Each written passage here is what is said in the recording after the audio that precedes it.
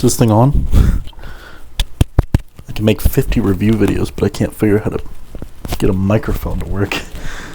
So, Spencer, what do you think of superhero movies?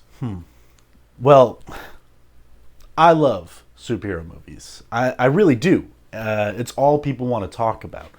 I mean, I can't just take a break and talk about something else, you know? People are always asking me what superhero movie I think is best. And I'm always changing my answer because it's kind of a hard question to ask, you know?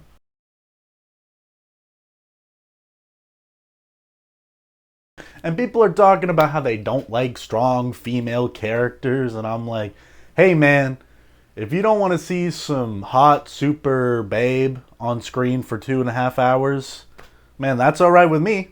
I'm good. I'm good.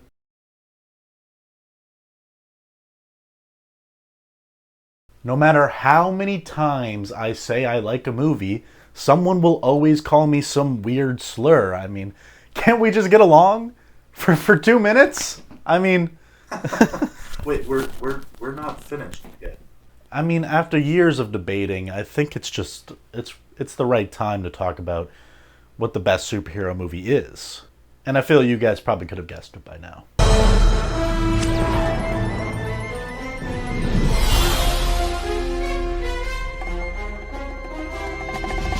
The Incredibles is a movie that, for me at least, set a tone for what every superhero movie should strive for. It's got heart, it's got humor, it's got action, it's got one of the most attractive female characters in all of animation. I mean, Elastigirl is just so fine, but I can't figure out why, though. Like, I can't seem to think of a reason why. I think it's a big reason, but I just can't see, I can't seem to spit it out, I guess. I'm about to bust. There's so much that makes The Incredibles incredible, but I think one of the most important aspects that they really hit on is the idea of family, and the surprisingly realistic depiction of superheroes in the real world. Firstly, the Parr family feels like a real family. Scenes like the dinner scene prove how, although these people are superpowered, they are still human. They argue like a real family would argue, the only difference being that the mom can stretch herself and the dad picks up heavy things. If you look at something like Fantastic Four, you can kind of see how Brad Bird took influence from that comic book, because, Marvel's first family was the Fantastic Four. Brad Bird basically made the best Fantastic Four movie that's ever been made, and they've made 4 of them, so, I mean, that last one was pretty good, guys, but Incredibles is still better. Family kind of has to be one of the biggest themes in your movie about a superhero family. One thing that Brad Bird nails is the family dynamic. Just because this is a kid's movie doesn't mean that any of the dynamics are changed. Bob and Ellen are going through real adult issues in this movie that aren't being dumbed down for younger audiences. Hell, even Violet is trying to figure herself out as a teenager and how to talk to boys and be cute and all that shit, I guess. I like that a kid's movie doesn't feel like it has to treat its entire audience like children. I mean, for one, Mr. Incredible and Elastigirl literally have sex in this movie.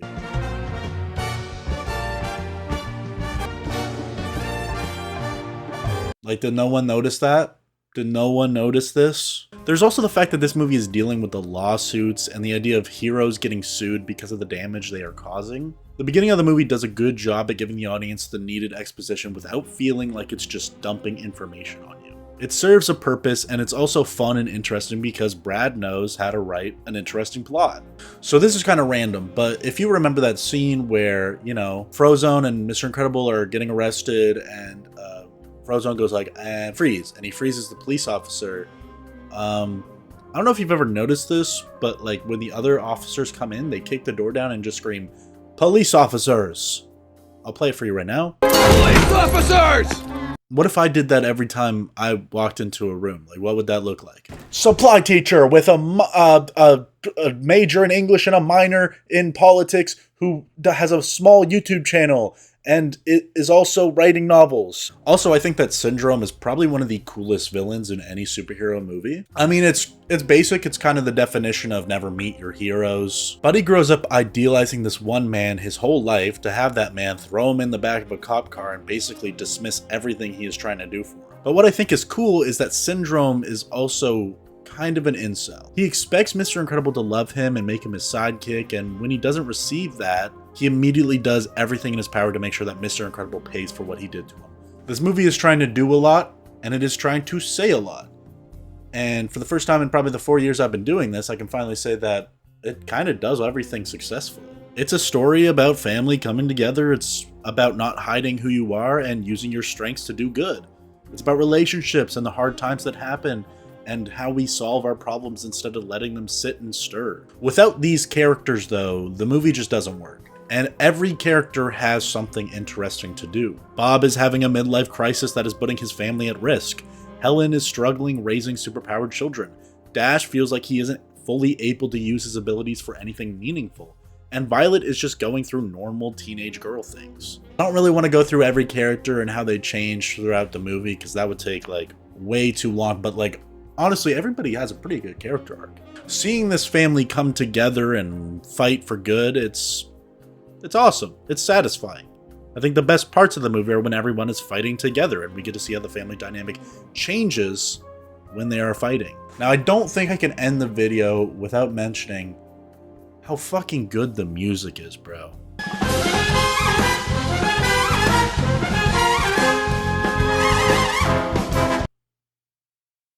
Thought there was a fucking bird in my home. What the fuck? Bird!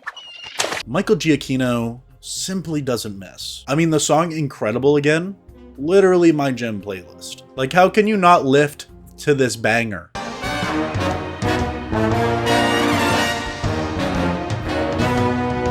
It feels very 60s, very superhero. It's giving iconic, it's serving cock, and whatever they say, I don't know. And of course, the animation's still pretty good. 20 years going, and it still looks really good. So, I mean, I love all the designs. Very sharp, very comic book looking, very cool. And I mean, the costume designs are iconic. You can tell Brad Bird was influenced by the Fantastic Four here, basically just changing the name of the team, and instead of blue suits, they have red ones. But despite the obvious influences, I think these are still one of the most iconic and best looking superhero outfits in any superhero movie. Like I said, it's kind of cool to see a superhero movie for kids that, you know, doesn't treat the audience like children. I mean, there's really mature themes being said here. There's mature stuff happening, and I mean, you know, there's just more interesting characters than like anything that Marvel has done with, like, I don't know, Hulk or whatever. Honestly, I'm running out of things to say here. Usually these movie reviews, I always have something negative to say, or even something that I don't like specifically, but I really think that The Incredibles is just a perfect movie, honestly. There is not one flaw I can find with this movie that came out over 20 years ago. As a kid, I loved the adventure, I loved the mystery, I loved the story, the action, the characters, the heart.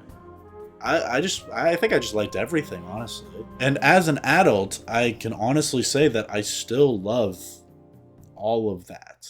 There's also other things you notice as an adult that you didn't notice as a kid for, I mean, like, I don't know, you know, Elastigirl has a fat fucking ass. All men who grew up with this movie are chasing women like Elastigirl, and it shows. Also, I guess I should give the voice actor some props here. There's not one performance that isn't terrific. I mean, everyone's giving their best. I think the standouts are Holly Hunter, Craig T. Nelson, Samuel L. Jackson, and Jason Lee.